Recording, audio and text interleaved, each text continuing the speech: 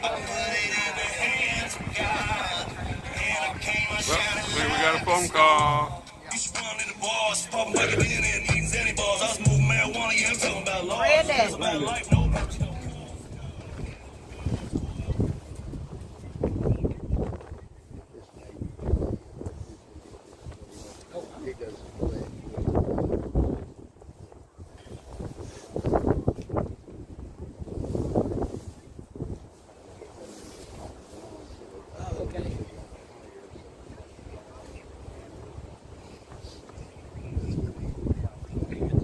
Brandon. Freedom Corner. Hello, Mr. Dominic Fox. How are you? Oh, I'm doing very well, all things considered, and though it's extremely hot in the day room right now, I have to imagine we're feeling a little bit better physically than you guys are out there tonight. But thank you guys for being there in the middle of that rain and cold and dreariness, but brighter days are ahead. Amen. And whether it's going to get much warmer and brighter and better here in just a few short weeks, as you guys know. But thank you from all of us for being out there again tonight, putting up with the wintry mix. Absolutely. It is a brutal night out here tonight. I will let you know. The rain has stopped, but it is absolutely brutal. The wind is just ripping, and temperatures are dropping. It's brutal. Well, thank you guys for putting up with that. And I knew that no matter what, rain, sleet, snow, or shine, my friends are going to be out there supporting us and helping carry the message of the January 6th community. And I was told that we have some guests out there tonight. Is that correct? Yes, we do. CNN has joined us again, and they said they're going to be here a couple times. You said they're going to be here for what? A couple more times. Oh, cool. Do they want to ask us any questions, or are they just observing?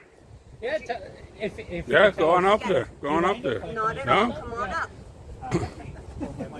Okay. You want me to hold it for you? it's all good. I got it. Thank you.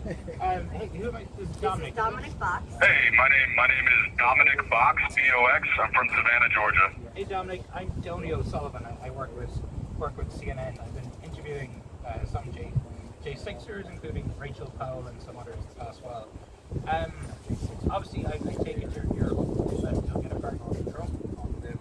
I'm hopeful. I believe it. I know that it's coming. In 39 days, I along with my brothers and sisters in the J6 community, fully plan on walking right out these front doors. And how long have you been incarcerated? I've been incarcerated for 16 months. Okay. How's it been? It's never pleasant going to jail. It's certainly not something that I ever had planned. Certainly not for what I engaged in on January 6th, or really at any time in my life that I imagined spending. Now my birthday's on Tuesday, so 2 birthdays behind bars. It's been, but what I'll say is this: it's been a very unique experience, and one that ultimately I've taken so much from. I've read 74 books. I've taught myself sign language. I've reaffirmed my ability to speak Spanish. But more than that, I have become a part of I was in a fraternity at the University of Arkansas, but the brotherhood and the camaraderie that I have with the men that I've been blessed to spend these last 16 months with is unlike anything I've seen or experienced, and certainly never expected to find when I realized that I would be coming here. But it's what you make of it. There's a lot of different ways that you can do time.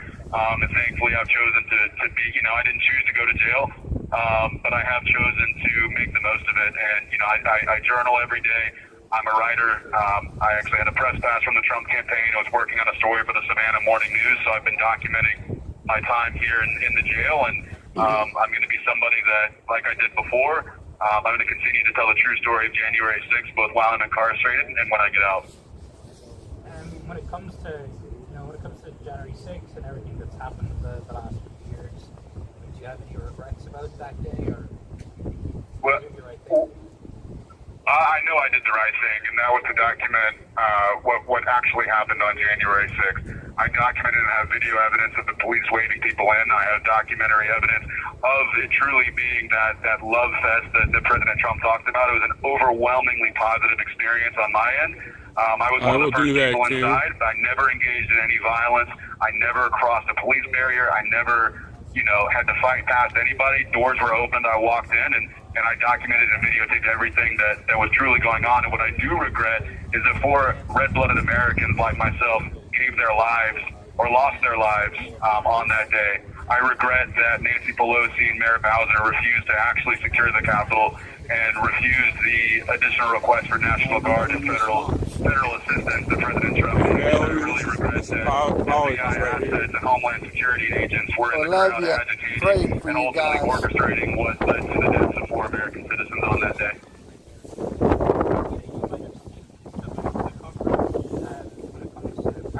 Yeah, I was enjoying listening to your son, so I didn't want to really talk over him. We can make an exception. Yeah. Committed violence or maybe we're trying to organize something more. Where do you think the line should be drawn when it comes to paradise? Or do you think it is? So I'll say this. I'm actually, I believe, currently the only incarcerated January 6er here in the DC jail with no violent charges. So I'm in a unique position that I have no doubt that I'm going to receive a pardon. However, I believe that everybody from the allegedly most violent to the MAGA grandma deserves a pardon, primarily because their rights were violated in the court process. Our due process rights were violated. Evidence was suppressed. Defenses were limited. We weren't able to, I wasn't even able to mention the fact that I was a credentialed reporter working on stories. I wasn't able to bring up any of that. And the biggest thing is that, we have had our lives turned upside down and destroyed for engaging in what I believe to be protected First Amendment activities. And I am confident and know that, it's a shame that violence happened that day and people chose to engage in those acts, but it did not happen in a vacuum, and nobody went to January 6th in the anticipation of engaging in combat or violence with the police. Those things happened because of what they witnessed, and what they witnessed was a well-orchestrated plan by elements of the government to have a protest descend into a riot and ultimately the chaos that we all now have seen, January 6th be labeled as. But no, I believe that everybody deserves a pardon because their rights were violated in the courtroom. And ultimately, as my friend Suzanne Keller writes in her book, How to Pardon the J6ers, and most people are unfamiliar with this, there's actually multiple different pardons that can be issued. And for those people who were, whether they are government assets or Antifa members, those who were there specifically to cause the chaos that did, I believe, no matter what people think about them, violence or, conspiracy, sedition, things like that, they did not have a fair shake in the courtroom. They were not judged by a jury of their peers, and in many, if not all cases, evidence was suppressed that would have aided in the defense of everybody, myself included. So I believe everybody deserves a pardon.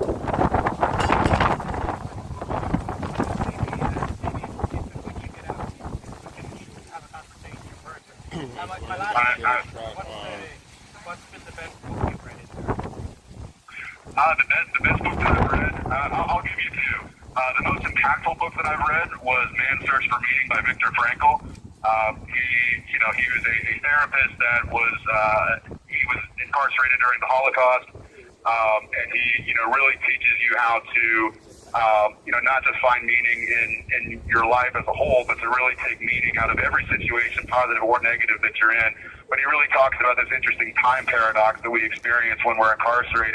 To just sit here and tell you that I've been incarcerated for 16 months is insane, because the days feel like months and the months feel like moments. So the time's a very strange thing. But I would say the best book I've read is Atlas Shrugged. It was one of those books that I've had, on my must-read list, and I've never, I'm somebody that works 60, 70 hours a week. I never had time to sit down and read almost I'll push him up there, Morgan. Book, but it was very prescient for the world that we're in today. But it really, gave me some insight as to the objectivist and libertarian philosophy that I know myself and a lot of my friends adhere to. So very good. I'd recommend it to anybody. But if you're looking for a quick read, check out Man's Search for Meaning by Viktor Frankl. Right now I'm reading a really good book called How to Break the Habit of Being Yourself by Dr. Joseph Dispenza. I'm working on the quantum mechanics and manifestation, and really trying to plan for that time when I am out of jail and able to, really, the last 4 years I've only been in jail for 16 months. My life was destroyed. From the day I got back on January 7th, my life, I've not been able to work. I've not been able to, form long relationships or even really have a stable place to live. But I'm really working on, designing what exactly it is that I want in life and where I want that path to take me. And I believe with, my faith in God and the plans that I'm working on, the network of people that you're around right now, I think I'm going to have a much better life after